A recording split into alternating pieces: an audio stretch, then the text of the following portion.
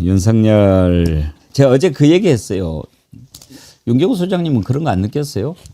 그 전에 윤석열이 이렇게 재판 공개를 원했거든요. 왜냐하면 저자가 뭐라고 하는가 좀 들어보자. 그리고 그 전에 파면되기 전에는 계속 막 머리하고 만지고 이렇게 하면서 심판정 나오는 모습 보면서 막 성질 났잖아요. 근데 이제 재판정에 나올 때 진짜 꼬라지가 어떤가 보자, 또 뭐라고 하는가 보자, 막 이렇게 해서 좀 관심을 갖고 봤는데 요즘에 나와서 얘기하는 거 보면 이제 보기가 좀 싫어지지 않아요? 그러니까요. 듣기 싫어. 뭐 말. 그리고 이제 그 옛날 버릇, 어이? 어이? 아니, 또 다시 또 살아납니다.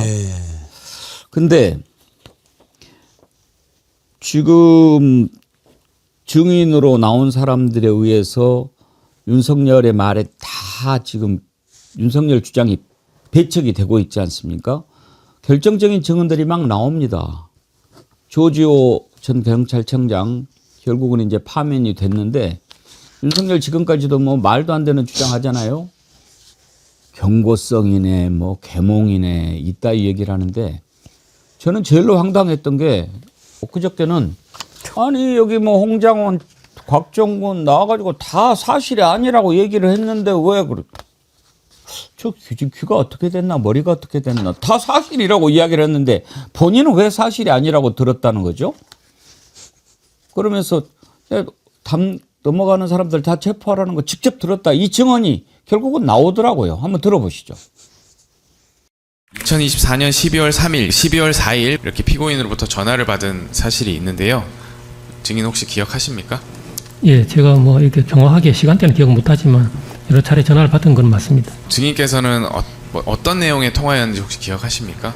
그 통화 내용을 다 뭐 기억하기는 쉽지 않지만 처음에는 이제 국회 통제 관련돼서 제가 법적인 근거가 없어서 좀 곤란하다는 말씀을 드렸고 그 후반 통화는 그게 국회가 이제 담이 워낙 낮고 철골 구조물로 되어 있다 보니까 쉽게 월담이 가능해서 월담하는 사람들이 많아서 월담하는 의원들 그 불법이니까 체포하라는 그런 말씀이었습니다. 저렇게 다 증언이 나오는데 저는 안진걸 소장님 그 조지호 청장 이렇게 증언 나올 때마다 어차피 이제 파면도 됐고 좀 다 사실대로 얘기를 할 건데 조지호 청장이 윤석열이랑 이렇게 안가에서 만났을 때 지극히 개인적인 얘기 뭐 그 얘기를 했다고 그랬잖아요. 저는 그 얘기를 언젠가는 좀 증언을 해줬으면 좋겠어요. 그러니까 조지호 김봉식이 들었고 김봉식이 헌재 그거 여러 번 이야기했죠. 심지어 헌재 나와서도 개인적인 이야기를 했는데 가족 비슷한 이야기를 했는데 제가 이 자리에서는 못 밝힙니다. 재판에서도 비슷하게 이야기하더라고요. 근데 그 이야기를 해줘야죠. 그나마 지금 나온 이 피고인들 중에 국민들이 보기에 제일 최소한의 양심이라도 있는 것으로 비춰진 자가 조지호입니다. 뭐 암에 걸려서 그러신 것일 수도 있겠지만 경찰 안팎에서도 동정론도 일부 있더라고요. 제대로 판단 못해서 완전히 망해버렸다는데 그래도 본인이 이제 뒤늦게라도 후회하는 듯이 아닌데 윤석열이 강요했고 계속 불법 체포 지시했다를 일관되게 진술하는데 전혀 우리 앵커님 이야기하신 거죠. 거짓을 말하려면 사람이 산만해지는데 진실은 명료하기 때문에 아주 단순하게 잘 이야기한다고 딱 조지호는 아주 명쾌하게 잘 이야기하더라고요. 그러니까요. 지금 저렇게 증언이 다 나오는데 그래도 뭔가를 부인하고 막 그러는 거는 법적으로 뭐 그렇게 하면은 먹히나요? 윤석열이 지금 보이는 태도는 예. 그냥 단순 부인 정도가 아니라 계속 새로운 이야기를 지어내고 있는 수준이거든요. 그래서 며칠 전에는 다 아시겠지만 통닭 때문에 계엄을 했다라는 궤변을 늘어놓는데 이거를 막 이야기를 만들어내는 거예요. 자기가 사병들한테 들었다. 그러면서 박한수랑 같이 두런두런 얘기하면서 박한수한테도 기억나시죠? 막 그랬더니 그거 기억납니다. 라고 하면서 뭐 말이 안 되는 거를 계속 지어내다 보다 보니까 사실 그때 그 진술을 이제 계속 정말 듣기 힘든 수준으로 지어내는 이야기를 하는데 직원이 나중에는 그러더라고요. 예, 다 들었습니다. 이제 본론을 좀 이야기하시죠. 라고 오죽하면 직원도 이제 인내가 좀 바닥이 나지 않았나 싶을 정도로 통닭 때문에 계엄했다. 계엄 사유가 되기 때문에 자기가 이 얘기를 하는 거다라고 하는 수준이다. 그래서 이 사람이 뭐 여태까지 뭐 검찰 몇십 년 하고 법조인이다, 법 기술이 있다라고 하는데 전혀 그런 거 없다라고 보시면 된다라고 보여집니다. 그래서 뭐 위헌법률 심판 제청 신청할 것이다라고 하지만 아무 걱정 안 하셔도 된다라고 말씀드리고 싶습니다. 뭐 직연이도 뭐 사적으로는 이거 엄벌이 불가피하다고 이야기를 했다는 소문이 돌더라고요.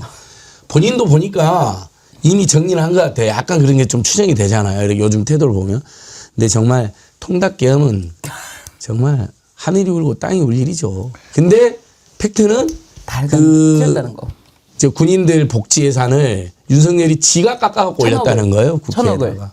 왜냐하면 처음에 봉급 인상을 조금 많이 해줬잖아요. 네. 그러면서 예산이 딸리니까 지가 깎아놓고 그것을 야당이 깎아서 계엄을 일으켰다는. 그러니까 둘 다 웃긴 거죠. 네. 통닭계엄도 웃긴데 그것도 거짓말인 건데 지금 거의 여러분 윤석열 수준이 아예 리플리 증후군. 그래서 지가 거짓말로 그렇게 믿고 그래서 체포한 적도 없고 그냥 일시경험이고 경고성경험이고 사병들 너무 사랑하여 계엄을 일으켰다 뭐 이런 완전히 거의 미치광이 수준이 돼버린 것 같아요. 윤석열이나 김용희 하는 경우는 어차피 최고 형량, 그러니까 사형, 무기징역, 무기금고 예를 들어서 거의 벗어날 수 없기 때문에 뭐 부인을 한들 또는 뭐 인정을 한들 나한테 내려지는 벌은 똑같다. 처음에는 그런 정도의 생각을 했는데 이 윤석열 하는 짓거리를 보면 뭐 진작에 알 수 있었습니다만 정말 한자로 비루하다고 제가 표현했습니다. 찌질하잖아요. 그러니까 그 이상도 그 이하도 아닌 것 같아서 뭐 아까 리플리 증후군 뭐 이런 얘기까지 하셨는데 자칫 잘못하면요 이자는 감옥에 갈 자가 아니라 정신병원에 가야 돼. 이 얘기 나올까봐. 그런 이야기 나올 것 그런 같아요. 얘기 하면 네. 절대 그 본질이 흐려지는 거고요. 조심하겠습니다. 저는 80년 5.18 광주에 대한 나중에 단죄를 할 때도 결국 최고 정점에서 발포 명령을 누가 내렸냐 이게 중요한데 그거에 대해서 전두환 노태우가 끝까지 발뺌했잖아요. 마찬가지로 이 계엄 사태에서도 윤석열이 내린 그 최종적인 지시 이를테면 월담하는 의원들 다 체포해라든지 또는 뭐 총을 뭐 쏴서라도 라든지 또는 뭐 이런 정말 국민이 듣기에 이럴 수가 있느냐라고 하는 이런 대목에 대한 그 최종 지시자 이거에 대한 좀 이렇게 논리적인 규명 그게 자꾸 흐려지는 것 같아서 그게 좀 안타깝죠. 아무튼 이제 뭐 윤석열은 평생을 감옥에서 마쳐야 될 겁니다. 보내고. 왜냐하면 내란 우두머리 같은 경우에는 사형 무기징역 또는 무기금고밖에 없는데 미싱하는 농부님 무기금고는 뭐지요? 궁금하실 수 있어요. 왜냐하면 법을 잘 모르시는 분들은 좀 생소한 표현이죠. 대개 우리가 징역 간다 뭐 이렇게 하는데 그러면 또 우리가 신유진 변호사님이 네. 계시지 않습니까? 네. 신유진 변호사님 네. 무기금고는 뭡니까? 그러니까 금고형이나 징역형이나 똑같이 이제 교도소 내에서 생활하는 거는 같은데 금고형 같은 경우는 노역장이 없는 거예요. 그러니까 노역을 하지 않는 형을 금고라고 하는데 그거는 이제 때에 따라서 법원에서 선택할 수 있도록 그렇게 금고형을 두고 있는 것입니다. 그런데 사실상 징역형을 더 선호한다고 합니다. 오히려 예. 아무것도 안 하고 처박혀 있는 네. 것보다 맞습니다. 교도소는 예.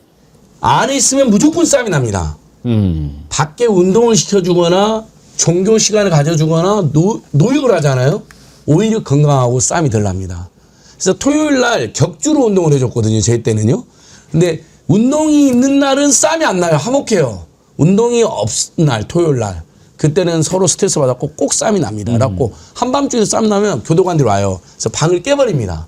싸운 놈들을 다른 방으로 다 보내버려요. 이런 일들이 자주 있습니다. 근데 노역 종교 행사, 운동 그래서 서로 나가려고 합니다. 진짜. 예. 너무 답답하니까. 그러면은 무기징역은 이제 징역을 살고 금고는 이제 징역을 면해 주는 건데 아니 노역을 노역을 그러니까 일을 안 노동, 시킨다는 네. 건데 그렇지만 이제 사형 무기징역 또는 무기금고 이렇게 했을 때 그 순서로 봐서 우리가 느끼는 감정은 금고가 그래도 징역보다는 좀 더 가벼운 벌이구나 이렇게 생각하잖아요.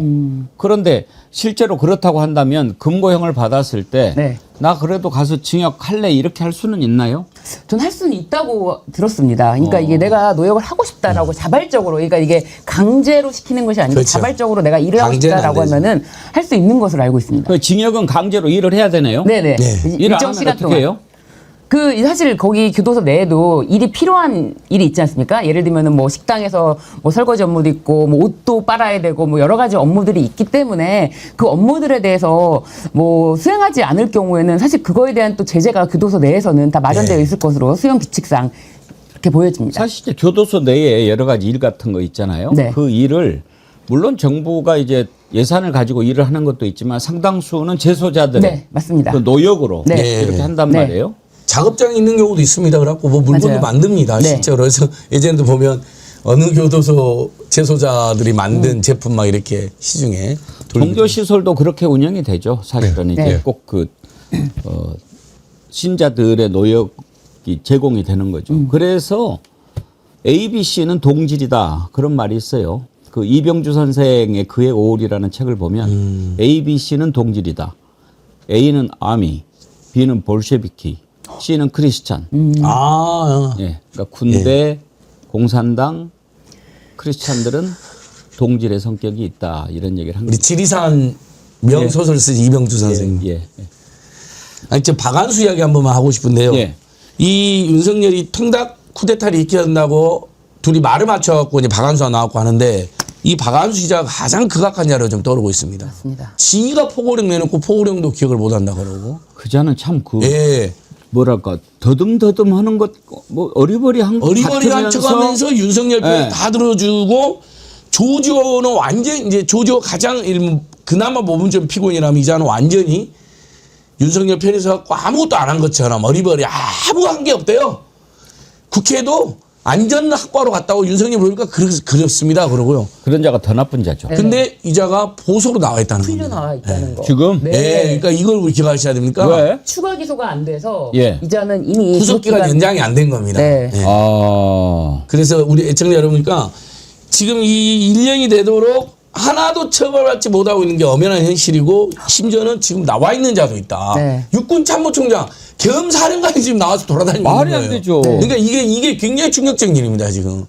뭐 이게 안 알려졌던 거 언론들도 제대로 짚지를 못했던 오늘 거예요. 제대로 짚어주셨네요. 예. 네, 재판이 지연되니까 이게 끝나지가 않으니까 예. 법정 구속이 되지 않고 뭐 추가 기소가 되지 않으니까 이렇게 지금 이렇게 김용현 나왔더라고요. 같은 경우에는 원래가 오늘이 이제 구속기한 만료일이잖아요. 네. 근데 어제 이제 연장이 돼가지고 그렇습니다. 김용현하고 여인영하고는 이제 무조건 또 네, 계속 연장이 살게 됐습니다. 됐잖아요. 네, 추가 기소가 있었기 때문에. 예, 근데 이제 궁금한 게 네, 이자들이 연장된 게 일반 이적죄 관련인 거죠. 예, 그러면 이제 윤석열도 구속기한 만료 전에 연장을 지금 신문을 받았는데 네.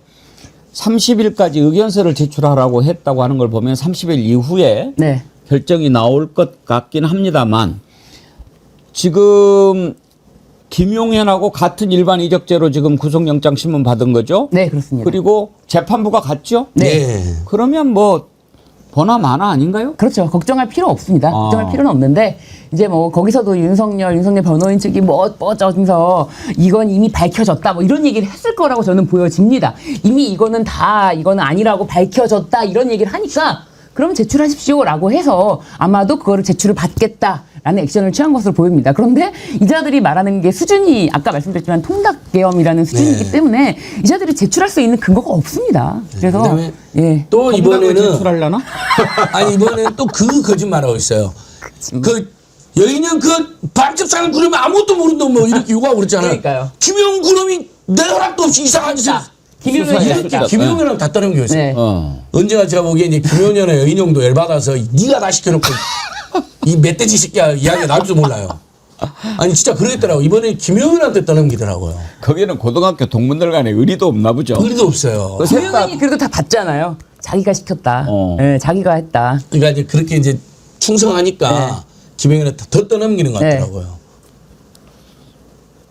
아까 박안수 얘기하셨지만 저는 강호필이라는 지작사령관을 예. 거쳤다는 그자도 처음에는 자기의 이 활약상을 철저하게 숨겼잖아요. 나중에 보니까 안가 회의부터 참석했고 거의 핵심인데 가려져 있다가 나중에 이제 특검 수사에서 조금씩 밝혀진, 저는 강호필이라는 그 이 사성 그런 자들이 여전히 지금 활보하고 있다는 게 또 저도 또 상기시켜드리고 싶습니다. 그러니까 이게 전모가 다 드러나게 되면은 도대체 누가 기획을 했고 실행에 옮기는 단계에서 누가 가담을 했고 이런 것들이 다 나오겠지요.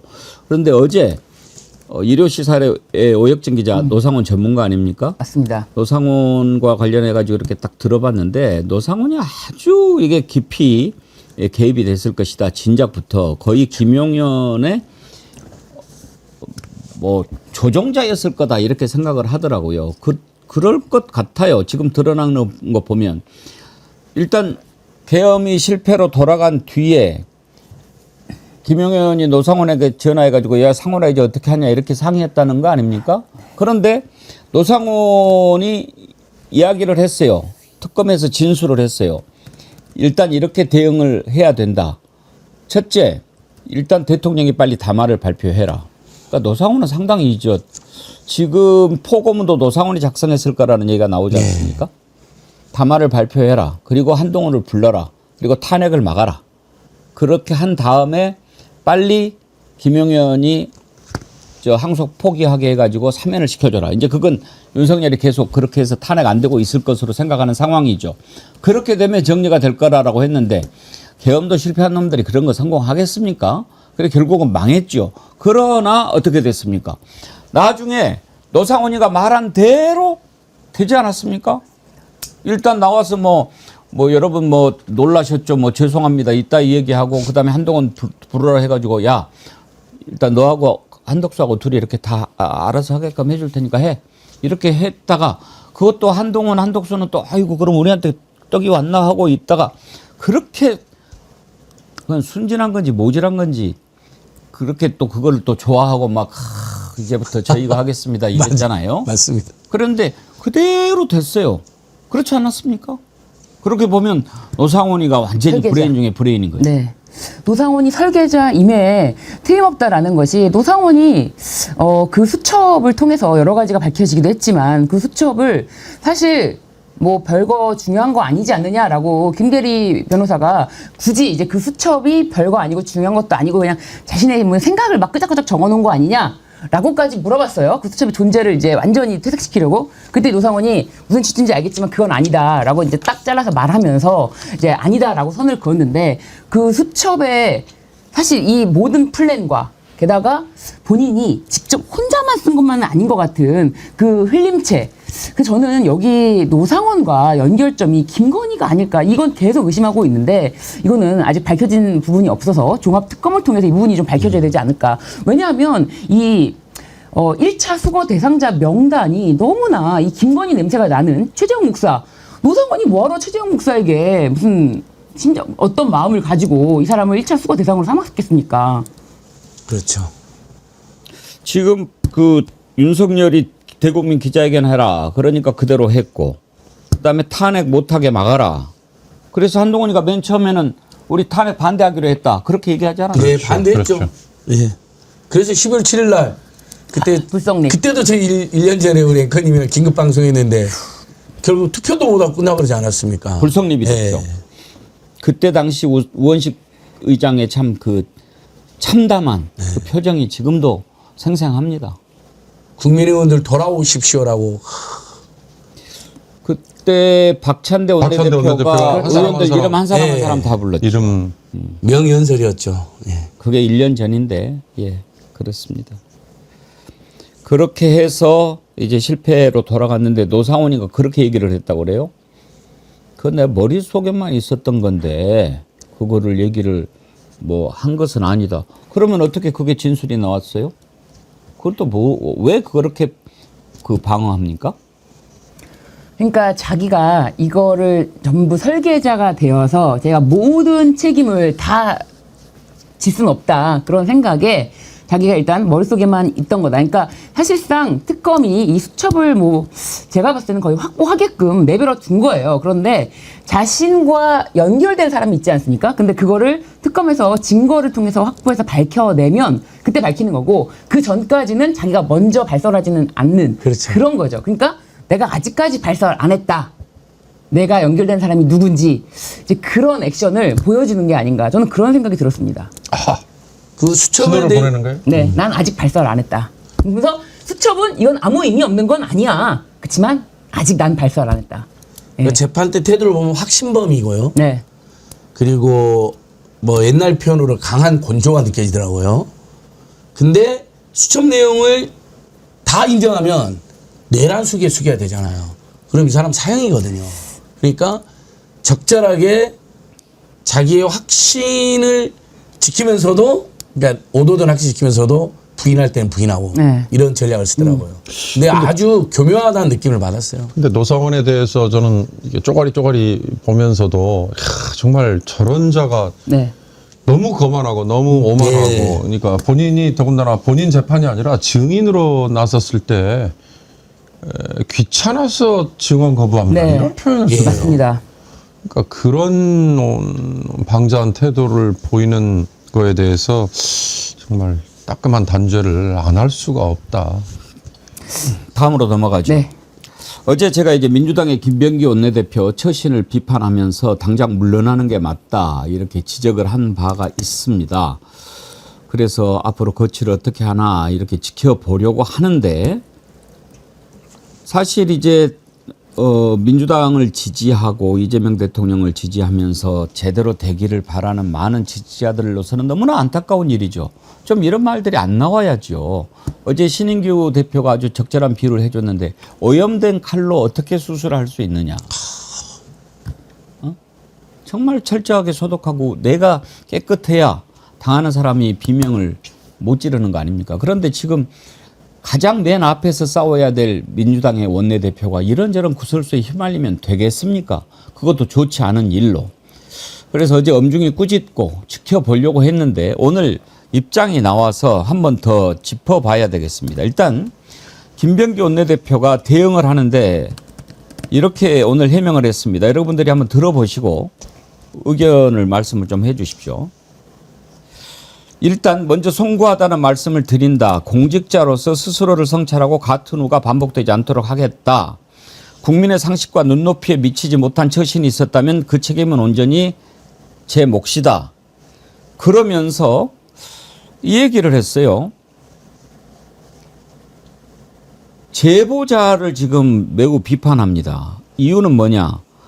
제보자는 전직 보좌 직원인데 저 역시 정치인 이전에 한 사람의 인간이다. 인내와 배려에도 한계가 있다. 그들은 30 넘어도 한참 넘었다. 마음은 무겁고 착잡하지만 이제는 그들과 있었던 일들을 밝힐 때가 됐다고 판단했다. 자, 궁금하죠? 그러면서 이렇게 설명을 했습니다. 저는 국회의원직을 수행하며 한 가지 신념을 가져왔다. 의원과 보좌 직원의 관계는 위계가 아니라, 그러니까 위계 질서죠. 동지애, 나아가 형제애에 가까워야 한다는 믿음이었다. 그러나 그 믿음은 12월 4일 윤석열의 불법 계엄 사태 다음 날 산산이 무너졌다. 6명의 보좌 직원들이 만든 여의도 맞돌이라는 비밀 대화방을 알게 됐다. 가식적인 겉웃음 뒤에서 내란을 희화화하고 여성 구의원을 도찰, 그러니까 몰래 찍어서 성희롱하고 차마 입에 담기 어려운 말로 저와 가족을 난도질하고 있었다. 텔레그램 대화방 여의도 맞돌이를 봤다. 그래서 보좌진들에게 여의도 맞돌이를 봤다. 사유는 잘 알 것이다. 각자의 길을 가자. 다시는 인연을 맺지 말자라며 12월 9일 이들 6명 보좌진에게 직권 면직을 통보했다. 직권 면직된 보좌진 중 변호사 출신 2명과 거의 모든 것을 공유했는데 그 시절 서로 신뢰 속에서 오갔던 말과 부탁, 도움은 이제 갑질이라는 이름으로 둔갑했다. 이들은 저와의 대화를 몰래 녹음한 뒤 사실과 왜곡, 허위를 교묘히 섞어 무차별적으로 공개하고 있다면서 제기된 의혹 관련 제보의 신빙성 의도를 문제 삼았어요. 그러면서 지금 그들은 교묘한 언술로 공익 제보자 행세를 하고 있다. 부디 직접 보시고 판단해 달라. 라면서 이제 텔레그램 대화방 사진 일부를 공개를 했는데요. 자, 이걸 이제 어떻게 봐야 될까요? 일단 지금 드러난 의혹들이 몇 가지가 있죠. 쿠팡 관계자 국감 한 달 전에 만났던 것 불거졌고, 그 다음에 대한항공으로부터 서귀포 칼호텔 숙박권 받아가지고 로얄 스위트 가장 좋은 방에서 묵었다는 거, 이런 것들이 이제 드러나고, 심지어 이제 베트남 갈 때 의전까지도 나오는 판인데 왜 이런 게 나오나 했는데, 지금 김병기 원내대표는 이자들을 나는 정말 가족처럼 대했는데 아주 안 좋은 그런 것을 갖고 있는 것을 알고 관계를 끊었는데 그걸 지금 복수하고 있다라고 하는 주장이거든요. 먼저 윤경호 소장님 어떻게 봐야 될까요? 본인의 처신에 정말 심각한 문제가 있는 거죠. 가장 가까운 사람들로부터 저런 불신, 할 수밖에 없는 갑질이라고 얘기되는 저런 행태가 계속 속출을 했다. 그러니까 저는 그 제주에 있는 호텔의 로얄 스위트룸이라는 게 어찌됐든 정해진 가격이 160만 원이라면서요. 근데 뒤늦게 그게 사실은 30만 원짜리니까 그거에 지금 제가 돈 토해내겠습니다. 그게 해법입니까? 그리고 이제 베트남 갈 때 며느리 그다음에 부인에 대해서 의전 요구하는 거, 그거 대한항공과 힘센 기관들 간의 그동안의 관행을 보면요, 저는 충분히 이해가 갑니다. 그러고도 남았을 겁니다. 이런 일련의 잡음이, 그럼 김병기라는, 전 그래서 그 사람이 구시대 정치인인 것 같다라는 생각이 좀 들고요. 또는 이 국정원이라는 곳에 있으면서 그렇게 뭔가 좀 위세를 부리고 다니는 그거에 익숙해져 있었던 사람이 이제 선출직으로 들어와서 그게 서로 엇박자를 내는 것 같다, 이런 생각이 들어서, 이게 한 번에 그쳤으면 보좌진과 의견 충돌로 인해서 감정적으로 뭔가 제보를 하고 뭐 이랬을 수 있을 겁니다. 그러나 이게 얘기가 한 번, 두 번이 아니지 않습니까? 더군다나 쿠팡의 박대준인가요? 그 물러난 대표와 만나서 나눈 걸로 추정되는 얘기는, 나에게 이런 이 고자질을 지금 일삼고 있는 이 보좌진 이놈이 쿠팡에 가서 일하고 있는데 얘 저기 어디 좀 잘라, 처음에는 그렇게 얘기했다는 거 아니에요? 그러다 나중에 불이익을 오히려 더 주라고 요구했다, 이렇게 지금 일부 보도도 있는 거 아니에요? 그러니까 이런 것들이 저는 김병기 원내대표의 처신 전체의 문제가 저는 크다는 생각이 듭니다. 일단은 이제 여론을 좀 봐야 되겠습니다만, 우리 댓글창에 올라오는 글들을 보면 김병기 원내대표의 이 해명에 대해서 그렇게 썩 좋은 반응이 안 나옵니다. BTS 가디언님, 국정원 출신이라 다르긴 하네. 이것도 공작? 오렐라이언스님, 그런다고 의전 받은 게 없어지냐? 보복이라 해도 안 받았으면 안 나올 거 아닌가? 김병기는 수사 받아야 됩니다. 신유진 변호사님은 어떻게 보시나요, 이 입장을? 저는 이제 김병기 원내대표가 민주당을 어쨌든 이끌고 있는 원내대표로서의 지금 굉장히 부적절한 것들이 나온다면은 저도 당장 물러나야 된다고 생각을 합니다. 게다가 기자들이 언제든 기자들은 물을 수 있는 거 아닙니까? 기자들이 물었을 때 뭐라 그랬습니까? 상처에 소금 뿌리냐? 왜 그러는 거냐? 뭐가 상처입니까? 자신의 허물 아닙니까? 자신의 허물을 마치 자기가 아픔이 있는 상처? 그렇게 표현한 것도 이해가 안 가고, 상처에 소금 뿌리냐면서 짜증스러운 그거는 제가 이제 뭐 워딩을 직접 들은 건 아니지만 그 워딩 자체가 짜증스러움이 묻어날 수밖에 없는 거였는데, 그런 태도, 그리고 또 발바꿔서 뭐 자신의 처신이 뭐 국민의 눈높이에 맞지 않았으면 사과드린다라고 하는데, 그게요, 당장 드러났을 때 자신의 그런 허물과 잘못과 과오가 드러났을 때 짜증을 내고, 기자들한테도 그러는데 보좌관진한테는 안 그랬을까요? 아니, 자신을 취재하는 기자한테도 대뜸할 수 있는 사람이 자신의 하급자라고 생각하는 보좌진한테는 어떻게 했을지 저는 상상이 되거든요. 그런데 자신의 그런 것을 공개하자 보란 듯이 너네가 왜 그러는지 안다면서 뭐 나는 여의도 맞돌이 이 대화방을 안다. 이 실체를 안다. 아직 여기는 맛배기로만 공개한 거다라는 식의 어떤 뉘앙스로 또 벗어나려고 하는 것이 저는 너무 못마땅스럽습니다. 변함없이님, 김병기 의원직도 내려놔라. 너 안 되겠다. 오. 안진걸 소장님.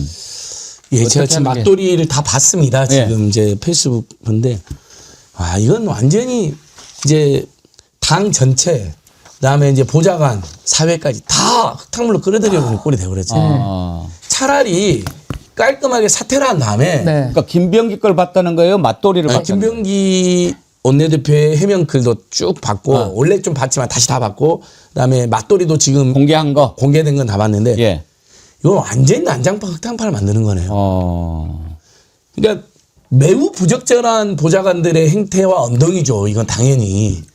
근데 이것을 이 시점에서 이런 행동과 언동을 한 자들이니까 얘들이 악의적으로 나를 제보했다. 내가 잘랐더니 악을 제보했다. 이렇게 면피하려는 건데 그렇게 되지가 않습니다.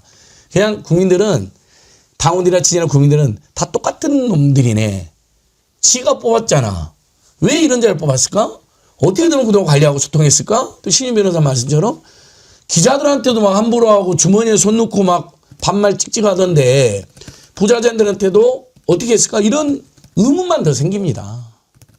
차라리 깔끔하게 사퇴를 한 다음에 내가 개인적으로 팩트는 팩트대로 인정해서 다 사죄를 하고 의혹은 의혹대로 제가 아닌 건 아닌 걸 밝히고 그다음에 보좌진들하고 이런 문제가 있었습니다. 이 보좌진들도 공익제보자, 뉴스타파 찾아오고 막 그랬으니까 공익제보자로 이렇게 비춰지는데 사실 이런 못된 면이 있었습니다. 근데 이것도 다 제 부득이 소치인데 내가 너무 억울해서 사퇴 후에 이거는 공개합니다.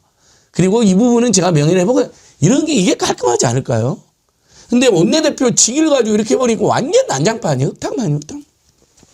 페이스북 댓글도 안 좋습니다. 김병기 원내대표 페이스북 댓글도 비난이 많습니다. 이런 것까지 공개해서 뭐 하자는 거냐. 사퇴도 안 하고. 김병기, 그리고 이게 예. 공개된다고 해서 본인이 했던 여러 가지 부적절한 행동이 면책이 되는 게 아니거든요. 맞습니다. 그 사실 없었던 건 아니잖아요. 네.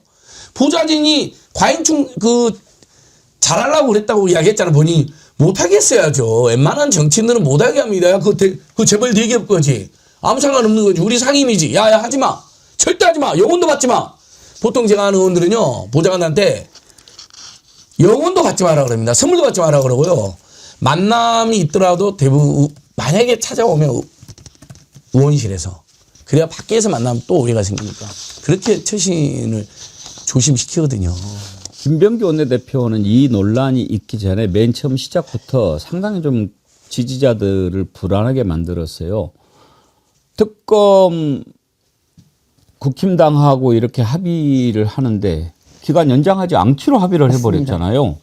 국민들이 뭐 하는 짓이야. 막 이렇게 했는데 나중에 보면 이제 서로 정청래 대표하고 손발이 안 맞아가지고 그랬는데 그 기자들 있는 데서 정청래한테 사과하라고 그래 막 이렇게 이야기하고 그러지 않았어요? 맞습니다. 그거 보면서 뭐지 왜 저렇게 그런 일이 있어도 국민들 앞에서는 당이 아무 문제 없이 잘 대처하고 있다. 그리고 슬그머니 흘려가지고 사실은 빨리 내각을 안정시키는 것이 중요하기 때문에 이것 좀 하고 나서 해보려고 하는 그런 수다. 뭐 이렇게 설득을 하든지 그래야 되는데 그러지도 않고 그냥 분란을 일으키는 모습을 보여주고 그렇게 해서 좀 실망이 있었지요. 근데 아니나 다를까 지금 계속 이렇게 나오는데 오늘 해명하는 거 보고 과연 어떤 국민이 그래 김병기 네가 억울하겠다 이렇게 생각하겠습니까? 또 큰 소리 내는 게 한두 번이 아니지 않습니까? 당대표한테도 그랬지만 정책실장한테도 굳이 그렇게 소리를 버럭버럭 질러가면서 맞습니다. 사람을 완전히 면박을 주는 게 뭐 결과적으로 이제 다 감싸 안으려고 김병기가 그렇게 해서 그게 뭐 마무리가 됐다 이렇게 얘기했지만 그렇게 강하게 질타를 받아야 했던 상황인가? 그런데 이 김병기 원내대표가 지금 소리를 지르고 사람한테 눈을 부라리고 이런 모습이 여러 차례 연출이 됐고 처음에 원내대표로 나올 때부터 그런 모습이 연출되지 않았습니까? 뭐 이제 의혹 제기 그런 것들이 뉴스타파를 통해서 보도가 됐던 것에 대해서 기자들이 묻자 가만 안 두겠다. 이제 그런 취지로 말했던 것들도 다 생생하게 기억이 나기 때문에 보좌관들한테는 어떻게 했을까? 그런 생각은 자연스럽게 떠오를 수밖에 없는 것입니다. 그러니까 그 그런데- 공영위원회에서 김용범 정책실장의 태도가 옳은 건 아니었어요. 네, 옳은 건 아니지만 그 옆에서 우상호 수석도 말리고 그러니까 그렇죠. 아, 예, 제가 딸려에 나서 잠시 흥분했는데 죄송합니다. 얼른 하고 대신 의원님께서도 공무에 대한 질문이 네, 당연히 그렇죠. 운영위원장도 제가 정책실장님도 참고 의원님도 참으세요. 그 질의는 부적절해 보이는데 정책실장 태도도 부적절해 보이면 이렇게 말 중재를 그대로 해야지. 프레지던트잖아요. 네. 근데 갑자기 느닷없이 정책실장 막 하면서 그건 너무 충격적이었어요. 맞습니다. 그러니까 자기 감정도 못 다스리나? 그리고 막 말 함부로 하고 고함을 함부로 지르나? 그 정청래 대표한테 비난하기 위해서 주머니에 손 넣고 기자들한테 정청래한테 물어봐라고 할 그때 못지않은 충격이었거든요. 저는 이건 정부나 여당이나 국민주권 시대에 전혀 안 맞는 것 같아요. 이거 개인적 친분이나 인연을 떠나서 다 냉정하게 좀 짚어줘야 될 것 같습니다. 아마 민주당 의원들도 대부분 그런 생각 할 텐데 말을 못 하는 것 같아요. 말을 못 왜냐하면 하죠. 정권 초기이고 원내대표 임기가 많이 남았으니까 괜히 이제 이 이재명 정부 운영에 리스크가 될까 봐 그러신 것 같은데 이렇게 두는 게 더 리스크가 된다면 좀 다들 그래도 쓴소리도 하고 결단을 내려야 되지 않을까요? 김병기 원내대표에게 제가 이재명 대통령의 표현을 빌어서 한마디 해주고 싶습니다. 김병기, 말이 길다.